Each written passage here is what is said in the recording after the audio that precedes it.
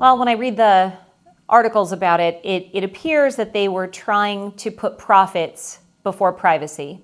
And I think whenever a company decides that they're going to try to monetize their ITAD program over and above the security and compliance of people's data, that's mistake number one. So you can monetize an ITAD program, certainly, but it can't be the main goal. And so I think that was the first mistake. I think another mistake is that there's a good possibility that they didn't have a written plan as to how they would handle the destruction of people's data once it left their facility. And if they did, then somebody didn't follow it. So it's really important to make sure that you have a documented plan in place as to how you're going to require your ITAD vendor to handle your data, whether it's going to be wiped, destroyed, or otherwise. It seems like all of that was kind of tossed aside just to make money.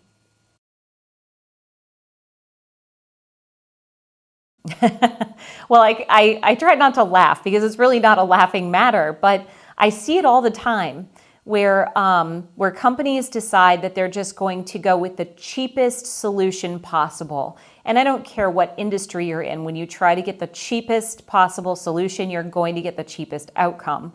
And so it just reminds me of so many other times where we've spoken to customers or potential clients, and what they're looking for is either the cheapest solution or the most money out of their product with no other thought process in mind. And there has to be another goal. So it was kind of laughable that such a large firm would compromise on something like that.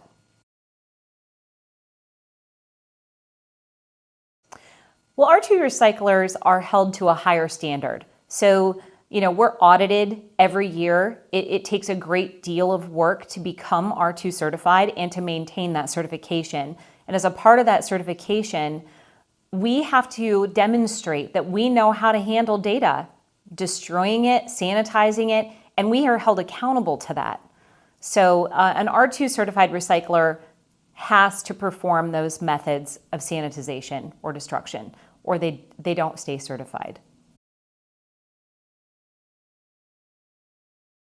An R2 certified company has a set of standards that they have to follow, like I said. And a non-R2 certified company can say that they do those things. They can say we're R2 compliant, or we sanitize data, we destroy data, but there's really no proof to back that up. So they may not have the same methods in place, and they certainly don't have the accountability that we have. When you have a third party coming in and monitoring you to make sure you're doing it right, it's not the same as just somebody saying that they're doing it. It's a long process. It's a lot of time. It's a lot of money. And, there's just a lot that goes into it. So first, you have to create an entire system of how you will operate. And when you do that, every single aspect of your operation is documented through a standard operating procedure, forms, things to back it up, exactly how you're going to plan to adhere to the standards. And so that's kind of individualized by company, but it still has to meet the R2 requirements.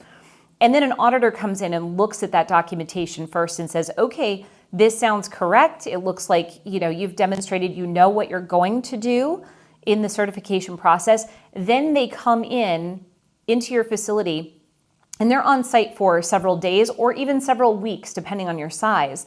And they're monitoring and watching what you're doing and how you demonstrate exactly that you're doing what you're saying. And if you can't demonstrate that, then you're going to have to go back and correct it. And that implies to environmental, security, quality.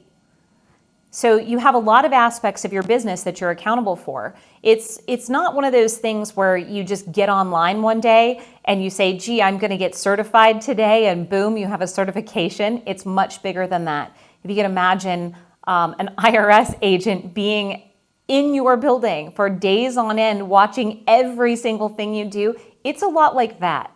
And so they do that every single year.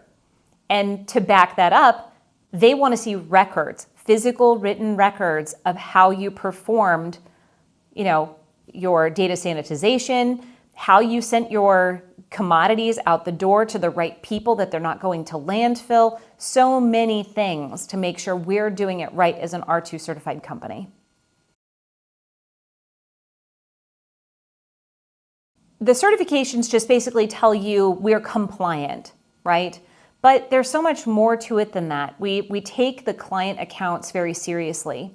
So we start by getting to know you, and there are a few questions that we ask upfront to make sure that we know that we're meeting your needs. And one of the main questions that we ask is, what's the single most important thing to your company? Is it environmental? You want to be environmentally friendly or environmentally compliant? Do you want to get the most money out of your product? Is it data security? And although all of those are important, usually people have something in mind when they call us. So we identify that first, and then we go through a series of discovery where we understand the product, the goals, and how they expect this program to be delivered to them. So we go above and beyond to make sure we're building a relationship with the company that begins with trust, but ends in complete satisfaction. R2 recycling is so important because we're just held to a higher standard than non-R2 certified companies. And it gives our clients peace of mind knowing that they don't have to follow us around the building watching us shred or dismantle or repair and remark it. They know that we're doing it right because we're held to that high standard.